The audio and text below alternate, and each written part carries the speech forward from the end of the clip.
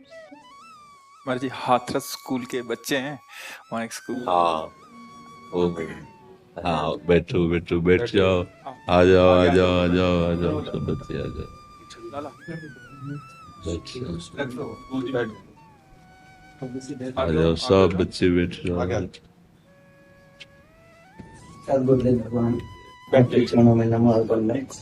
विश्वास नहीं हो पा रहा है कि श्री जी की कृपा और आपके आशीर्वाद से बच्चे आपका सानिध्य प्राप्त कर रहे हैं। सदगुरुदेव भगवान, बहुत बहुत कृपा सारे बच्चे आने के लिए मुझसे लड़ रहे थे, झगड़ रहे थे, लेकिन क्योंकि व्यवस्था नहीं बन पा रही थी इसलिए एक साथ नहीं आ सकते थे। जी जी इसलिए हमने एक शर्त रखी इनके सामने जी कि सदगुरुदेव भगवान के ऊपर आपको निबंध लिखना है। जी जी सब बच्चों ने निबंध लिखा सदगुरुदेव भगवान, और जो बच्चे सही लिख पाए जी जी। उनको आपका आशीर्वाद दिलाने के लिए लाया हूँ। नहीं, जो सही नहीं लिख पाए हैं उनको भी हमारा आशीर्वाद रहेगा। हाँ, कि वो भी आगे बढ़े, सही लिखवा। हाँ, बहुत सुंदर जी। बाकी इनका लगभग सबने प्रश्न भी रखे थे अपने के सदगुरुदेव भगवान से जाके हम अपने अपने प्रश्न रखेंगे। जी इनमें ज्यादातर का प्रश्न ये था सदगुरुदेव भगवान जी कि कैसे आखिर हम अच्छी पढ़ाई करते हुए अपने मार्ग को, अपनी मंजिल को प्राप्त कर सकते हैं, जी। इधर उधर हमारा ध्यान न भटके, और हाँ। कैसे हम श्री जी के चरणों में अपने ध्यान को लगा सकते हैं। हाँ ऐसा इनका हाँ, प्रश्न था हम गुरुदेव। प्रारंभ इस बात से करते हैं कि आप जब प्रातः कालीन उठें तो पहले उठने का नियम लें कि सूर्योदय के 1 घंटा पहले हम उठेंगे। देखो, हमारी प्रार्थना मानना, सूर्य उदय के 1 घंटा पहले। हम ये नहीं कहते कि जैसे हम लोग उठते हैं वैसे नहीं। आप बच्चे हो तो इस समय सूर्य उदय कई बजे होता है? लगभग 6 बजे, साढ़े छः। आप 5 बजे उठ जाइए और उठ करके सबसे पहला कार्य कीजिए, पृथ्वी के चरण स्पर्श कीजिए, भूमि के चरण स्पर्श कीजिए। और फिर आप जिस आसन पर बैठे हैं, देखो ध्यान से हमारी तरफ सुनना, जिस आसन पे बैठे हैं, जिस पे शयन किए थे, जिस सैया पर सोए थे, पृथ्वी को प्रणाम करने के बाद उसी सैया में 5 मिनट केवल बैठ जाइए और 5 मिनट बैठकर 5 संतों का नाम ले लीजिए। आपको कोई याद है 5 संतों के नाम? अगर ना याद हो तो याद कर लेना। किसी भी 5, जितने भी संत भगवान हैं हमारे, जैसे आचार्य रूप में, जैसे हम लोग श्री स्वामी हरिदास जी की जय, हरिवंश महाप्रभु की जय, हरिराम व्यास जी की जय, नागरीदास जी की जय, श्री ध्रुवदास जी की जय। 5 संतों के नाम याद कर लीजिए। वो 5 संतों के नाम, ये जीवन आपका देखना कैसा उन्नतिशील होगा। हरि को निज यस्ते अधिक भक्तन यस पर प्यार ताते ये भगवान नाम से भी बढ़कर प्रभावशाली भगवान के जो भक्तों के नाम। इसके बाद नीचे उतरिए और पहले जो अपने माता पिता, अगर वो शयन कर रहे हैं तो कोई बात नहीं है, अगर वो शयन नहीं कर रहे हैं तो पहले जाकर माथा रखकर उनको प्रणाम कीजिए। उनके अगर हमारी बात मानोगे तो देख लेना तुम्हारा जीवन कैसा बनेगा। इसके बाद आधा लीटर या 1.25 लीटर जितना आप जल पी सकते हैं, उस जल को आप हल्का सा गर्म करवाइए अपने माता पिता से, जो भी आपकी सेवा में हो, या अगर आप स्वयं कर सकते हो तो स्वयं हल्का सा। अगर 500 ग्राम पी जाए तो और अच्छी बात है, और इससे ज्यादा पी जाए तो अच्छी बात है। वज्रासन में बैठना आता है? वज्रासन जानते हो आप लोग? कैसे, हमें बैठ के दिखाओ। नहीं, ये पद्मासन है। देखो वज्रासन, वो देखो बैठ रहे हैं, ये दोनों पैरों को ऐसे करके इससे बैठकर जल पिया जाए।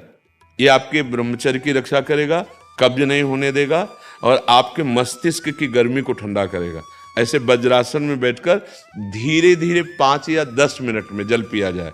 एकदम न पिया जाए, गिलास में लेकर के 500 ग्राम जल धीरे धीरे उसको पिया जाए।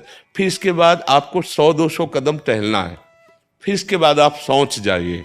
शौच, अगर आपका पेट साफ हो जाता है, अगर नहीं साफ होता है, कोई ऐसी परेशानी लगती है, तो 1 चम्मच ईसबगोल की भूसी और छोटी हर का आधा चम्मच अगर रात्रि में दूध से या पानी से ले ले तो वो बार बार शौच नहीं लगाएगा, पर आपकी आंतें साफ हो जाएंगी।